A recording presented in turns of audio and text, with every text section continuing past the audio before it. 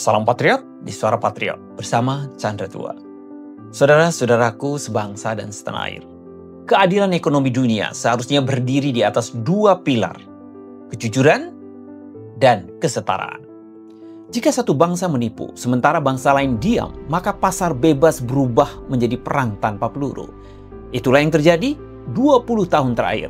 Dunia menyambut RRC masuk ke WTO dengan harapan keterbukaan dan reformasi. Tapi hasilnya, dunia membuka pasar, sementara PKC membangun tembok. Kita berharap kerjasama, mereka membawa jebakan. PKC resmi bergabung ke WTO pada 2001. Janjinya membuka pasarnya, menghormati aturan dagang, menghapus subsidi, dan memberi ruang kompetisi yang sehat. Namun 2 dekade kemudian, semua janji itu berubah menjadi ilusi global. Pemerintah China masih memberi subsidi raksasa pada industri negara, baja, semen, solar panel, baterai, dan chip. Mereka menggunakan tenaga kerja murah dengan sistem kerja paksa. Perusahaan negara disamarkan sebagai entitas swasta agar lolos pengawasan WTO. Dan yang paling berbahaya, mereka mencuri teknologi lewat kerjasama penelitian, akuisisi, dan mata-mata digital. Dunia Barat berharap China menjadi mitra, tapi yang datang adalah kompetitor yang curang. Amerika dan Uni Eropa kini menanggung defisit perdagangan ratusan miliar dolar.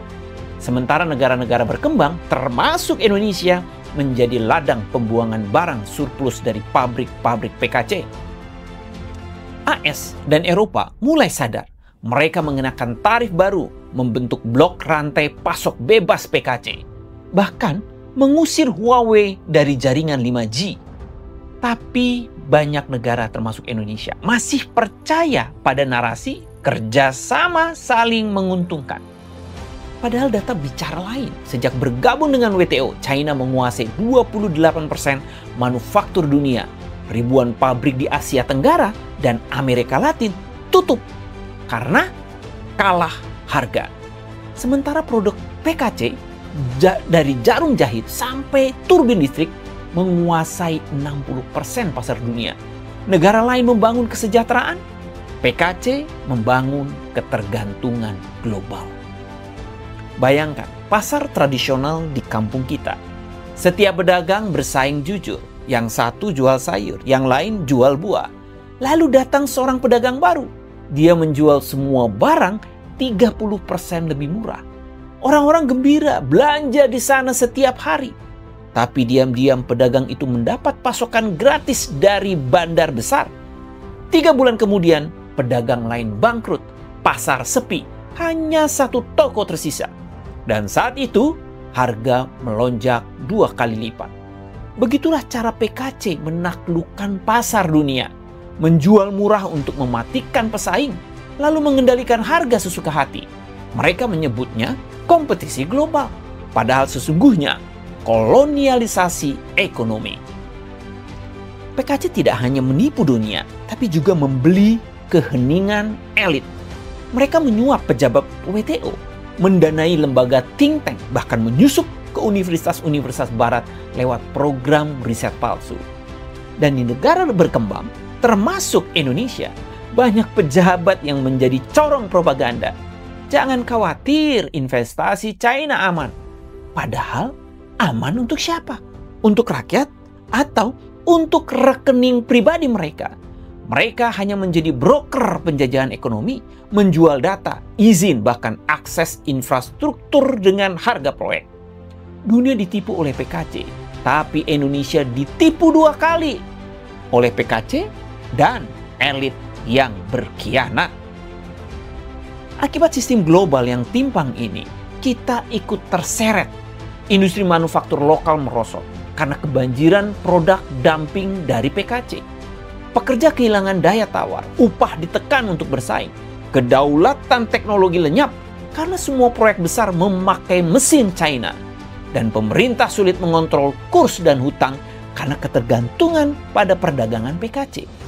Sejak 2023, Indonesia telah menjadi mitra dagang terbesar kedua China di ASEAN. Tapi nilai tambah ekspor kita hanya 20% dari impor. Artinya, kita kirim bahan mentah, mereka kirim barang jadi. Dan kita membayar selisih dengan masa depan. sebuah analogi kehidupan. Menjual sawah untuk membeli beras. Saudara-saudaraku, bayangkan seorang petani menjual sawahnya untuk membeli beras. Ia kenyang hari ini, tapi lapar selamanya. Begitulah nasib bangsa yang menyerahkan industrinya demi barang murah. Kita puas sesaat, tapi kehilangan kemandirian untuk selamanya. Dunia pun begitu, mereka membiarkan PKC menguasai rantai pasok global dan kini bergantung pada bahan baku, baja hingga chip dari negeri komunis. Ketika China ekonominya batuk, maka ekonomi dunia pun bergetar. Saudaraku sebangsa dan setanah air, dunia boleh tertipu, tapi Indonesia tidak boleh terus ikut buta. Kita harus berani mengevaluasi ulang setiap kerjasama internasional. Apakah benar membawa manfaat atau hanya memperdalam ketergantungan? Kita perlu pemimpin yang berani berkata tidak ketika kesepakatan merugikan rakyat.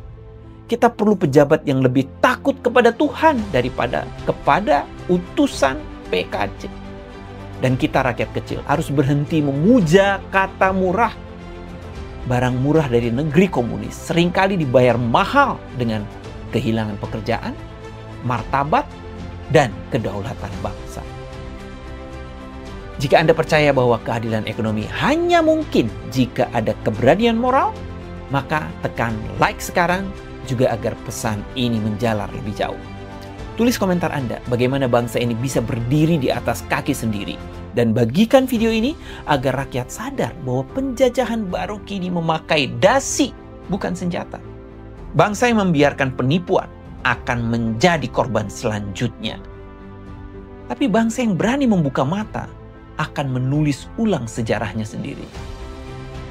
Suara rakyat yang menolak ditipu oleh komunis bersama perdagangan bebas, karena bagi kami, kemerdekaan tidak bisa dinegosiasikan di meja dagang. Mari kita tolak bersama komunisme, karena komunisme adalah jalan buntu. Suara Patriot untuk Indonesia berdaulat.